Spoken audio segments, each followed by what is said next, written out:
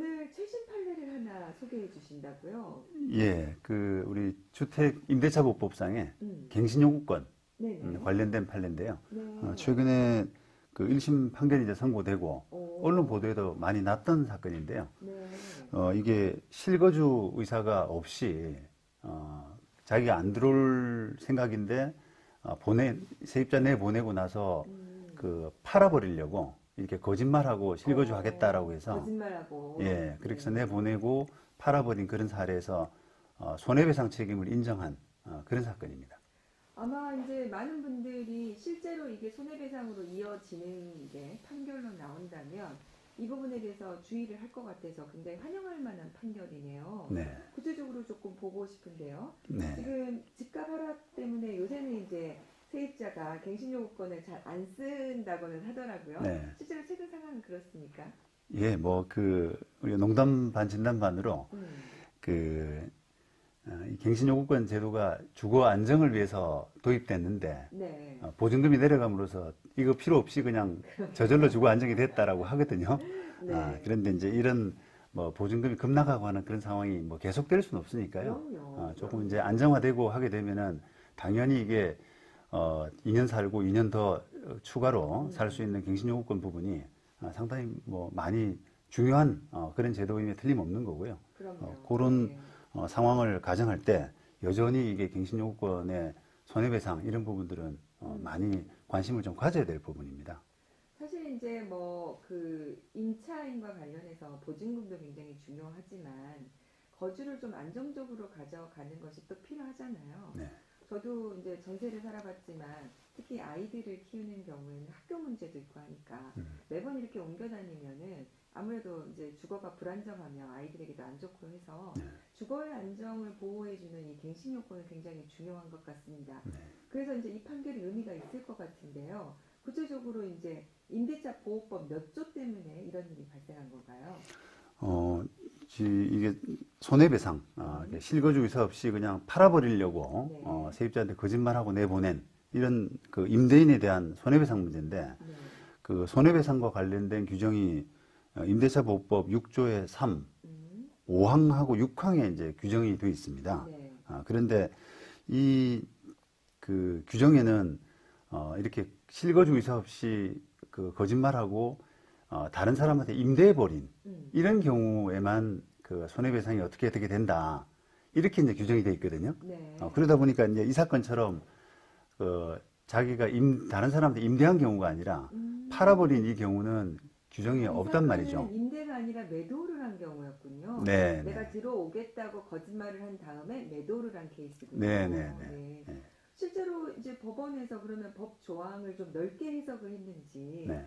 그 부분이 쟁점이 됐겠네요. 할 수 있는지가. 네. 그래서 이제 법 규정이 조금 애매하다 보니까 야, 이게 과연 이렇게 거짓말하고 매도한 경우에도 과연 책임이 있느냐. 이런 부분이 실무상으로 조금 논란이 됐었거든요. 그러게요. 법의 취지상은 이런 부분도 포함이 돼야 될 것 같아요. 맞습니다. 예. 저도 이제 평소에는 그렇게 생각했는데 그게 조금 논란이 될 수 있는 부분이라 관심을 가지고 있었는데 마침 이제 판결이 났던 거죠. 네. 예. 근데 이제 이 사건은 구체적으로 변호사님이 케이스를 다 한번 살펴보셨다고요?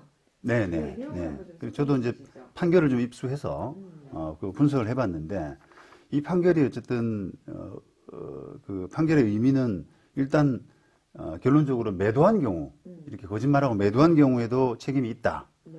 그다음에 그 책임의 그러면 근거가 뭐냐 이런 부분을 좀 구체적으로 이렇게 나타내고 있는 설시한 이런 부분의 의미가 있습니다. 실제로 이 사건은 진짜 거주하러 들어오겠다고 했는데 거주를 전혀 안 한 케이스입니까? 그렇습니다. 네. 이게 이제 사례를 보면은 그게 분명히 나타나는데요.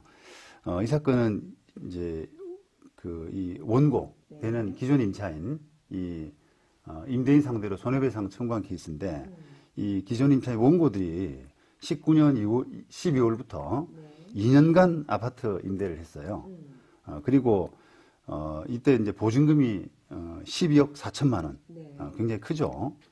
그렇게 해서 임대를 하다가 이제 계약 만기 한 2개월 전쯤에 갱신 요구하겠다라고 이렇게 의사를 전달을 했는데 임대인이 내가 실거주 할 거야라고 해서 이제 나가줘라고 하는 뜻을 비췄죠. 네. 그러니까 이제 세입자가 뭐 어쩔 수 없지 않습니까? 실거주 하겠다 그러니까 이제 뭐 이사를 갔는데 바로 옆에 동으로 이사를 갔어요. 네. 그러니까 이제 이 집주인이 실거주 하는지 아닌지 또 금방 알 수 있었겠네요. 예. 딱 지켜보고 있었던 거죠. 그럼요. 그런데 이제 이사를 가고 그 바로 임대차 만기가 이제 이게 이 사건은 12월 27일인데 네.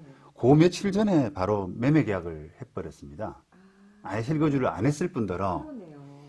매매 계약 자체가 벌써 임대차 종료하기 전에 계약을 했는데 그게 이 매매 대금도 36억 7천만 원. 굉장히 큰 금액이죠. 네. 그렇게 해서 이제 다른 사람한테 넘기고 그냥 말았던. 이게 아무래도 세입자가 있으면 매매가 잘 안 될 테니까 네. 또 그리고 매수자가 본인이 살기를 원하는 사람인 경우에는 매매가 안 되니까 네. 집주인이 이렇게 거짓말을 한 거군요. 네. 네.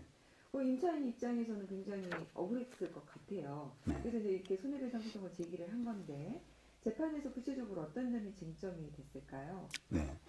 아까 이제 말씀드린 것처럼 네. 법 규정 자체는 이게 실거주 의사 없이 그 다른 사람한테 그 임대한 이런 경우에 손해배상 부분을 자세하게 이렇게 적어 놓고 있거든요. 네네. 그러다 보니까 지금 이 사례처럼 그러면 실거주 안 하고 매도해 버린 경우는 손해배상 책임이 있느냐? 있다 그러면 배상 책임은 어떻게 되느냐? 액수는 어떻게 되느냐? 이런 부분이 이제 논란이 있습니다. 네. 법을 조금 보시면은 이 실거주 의사 없이 이제 다른 사람한테 임대해버린, 타인에게 임대해버린 이런 경우는 손해배상 액수를 세 가지로 좀 나눠가지고 네. 그 세 가지 중에 가장 큰 금액으로 배상한다라고 해서 어떻게 보면은 약간 일반 손해배상보다는 조금 그 뭐랄까요 임차인에게 유리하게 그렇게 규정을 하고 있거든요. 네. 근데 매도한 경우에는 이런 규정이 이제 전혀 없습니다. 그 집주인 입장에서는 자기가 임차인의 갱신 요구를 거절할 사유 이 부분에 대해서 이걸 명분을 만들어 놓고 법 조항에는 매매가 없으니 요건 되겠다 하고 그냥 이렇게 빠져나갈 구멍을 만든 편법을 한 것이 아닌가 생각이 되네요. 이게 이건 미비입니까? 네, 임대인이 이제 이걸 알고 그랬는지 아닌지는 지금 알 수는 없죠. 네. 그런데 이제 그 법에 그 규정이 없다 보니까 그런 좀 오해를 불러일으킬 만한 그러니까 이게 손해배상 책임이 과연 있나 내 행동이 네. 내 집 내가 팔고 법에는 지금 다른 사람한테 임대한 경우에는 이렇게 규정이 나와 있는데 매도한 경우는 없지 않냐. 네. 그러니까 조금 오해할 수도 있는 그런 상황이었다고 봅니다. 그러게요. 지금 변호사님 말씀처럼 일단 손해배상액도 중요한데 지금 법상에 있는 규정은 임대를 했을 경우에 나오는 손해에 대해서 그 방식, 그 금액을 정해놓고 있잖아요. 예. 그러면 이 경우에 매도한 경우에 배상액수는 어떻게 됐는지도 궁금한데 네. 어떻게 됐습니까? 일단 이게 이제 그 액수를 따지기 전에 배상 책임이 일단 있느냐 이 부분부터를 좀 따져야 되는데 네. 이 법원은 일단 배상 책임이 있다. 왜냐하면은 그 갱신요구권 제도의 취지 자체가 네. 특별한 경우 없으면은 그 2년을 더 보장해 주라라고 하는 그런 뜻인데 그러니까, 법의 취지가. 실거주 의사 없이 그냥 내보냈기 때문에 그 자체가 불법 행위다라고 네. 이렇게 인정을 했던 거죠. 그러니까 민법상 일반 불법행위 책임으로 본 거네요. 그렇습니다. 예. 요런 그 주택임대차보호법에 따른 불법 행위가 아니라 일반 불법 행위 책임을 진다라고 본 거죠. 그러면은 이 법상에 정해져 있는 손해배상액하고 좀 다르게 봤나요? 배상액. 그렇습니다. 예. 법은 분명하게 이제 임대한 경우에는 요러한 손해를 진다라고 되어 있기 때문에 그걸 그대로 적용할 수가 없지 않습니까? 그 부분이 있군요. 예. 그래서 결국은 이제 불법 행위 책임으로 봐서 그 상당 인과관계에 있는 손해가 뭐냐라고 하는 부분을 따진 그런 사건이죠. 네. 물론 이제 이 법상의 손해배상액도 어떻게 보면은 불법행위와 준해서 규정이 된 거긴 하지만 우리 변호사님 말씀대로 조금 더 임차인을 보호하는 취지로 금액을 좀 인정한 부분이 있는데 네. 이 사건은 일반 불법행위로 갔으니까 그 손해배상액을 어떻게 받는지 궁금하군요. 네. 구체적으로 어떤 부분까지 인정했나요? 예. 이제 손해배상 액수도 사실 저는 굉장히 어떤 인상적이다. 법원이 좀 배려를 했다 이렇게 좀 느껴졌던 부분이 있습니다. 법률가로서. 그게 이제 인정된 손해는 두 가지입니다. 이 사건에서. 첫 번째는 그 이사 가면서 드렸던 중개 수수료, 네. 그다음에 이사비 요 부분하고요. 그다음에 다른 한 가지는 그 당시 이제 이렇게 그 뭐랄까 임대 보증금이 좀 폭등하던 시기라 기존에 살던 것보다 훨씬 안 좋은 조건으로 그러니까 임차인 입장에서는 돈을 더 많이 들였죠. 그러다 보니까 거기서 생긴 손해, 신규 임대차 관련된 손해 이런 부분 두 가지가 이제 인정이 됐던 거죠.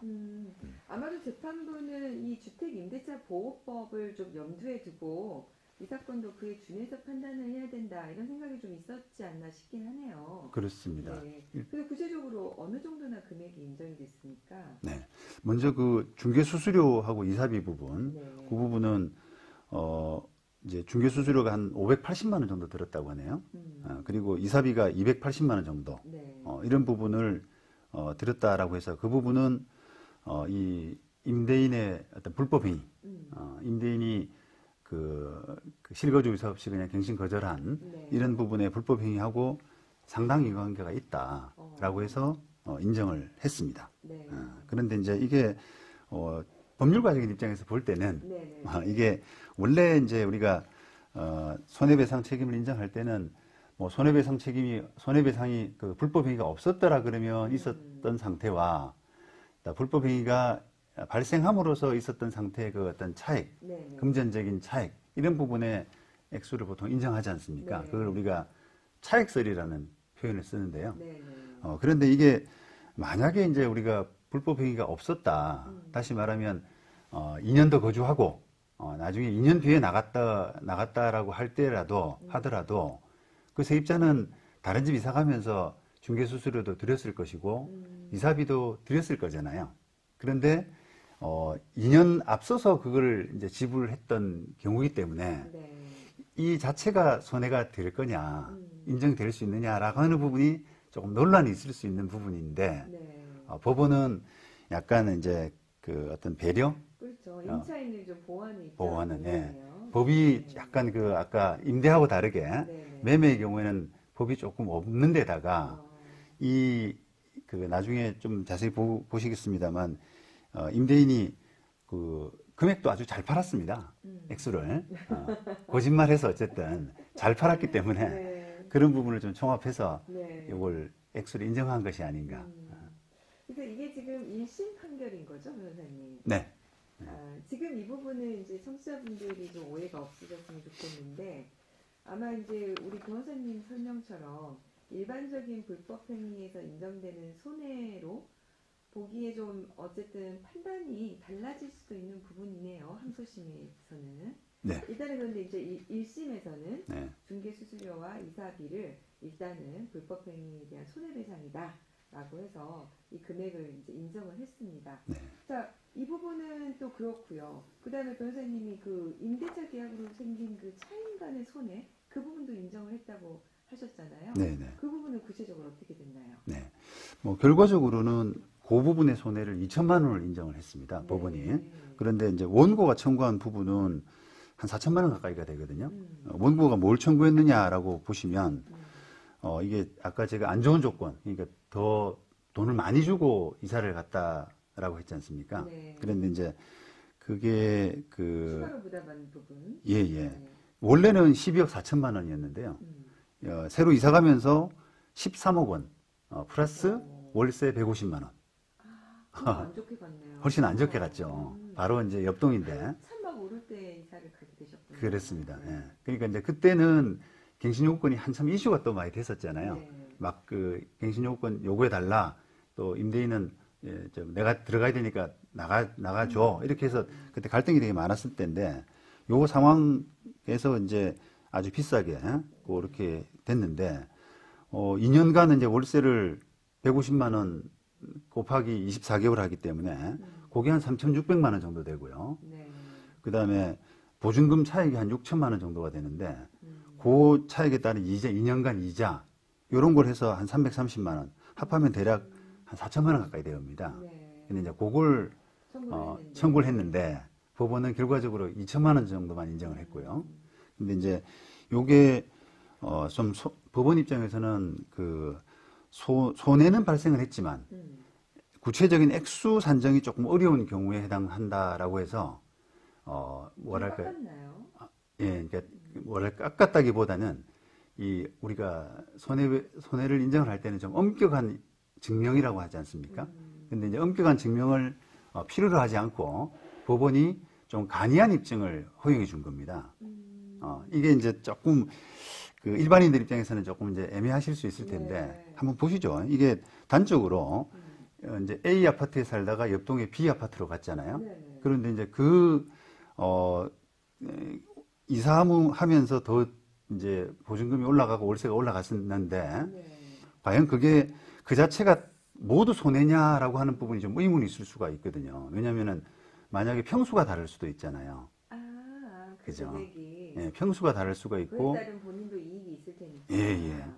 그 다음에 또, 뭐, 향이 다르다든지, 네. 층이 다르다든지, 이런 부분에서 오는, 동일 조건이 아니다. 예, 예, 바로 그렇습니다. 예. 그 동일 조건이 아니기 때문에, 인지 아닌지가 애매하기 때문에, 법원 입장에서는 이 손해액을 그대로 다 인정해 주기가 좀 어려웠던 겁니다. 근데 이 부분은 어쨌든 이러한 불법 행위가 있었기 때문에 발생한 거라서, 네. 물론 내가 그 이익을 누린 면은 있기는 하지만 내가 누리고 싶어 누린 게 아니잖아요. 맞습니다. 그러니까, 조금 또 원고 입장에서는 그 금액이 깎인 게 억울하긴 하겠네요. 그것도 예. 사실은 산정하기 어려울 거 아닙니까?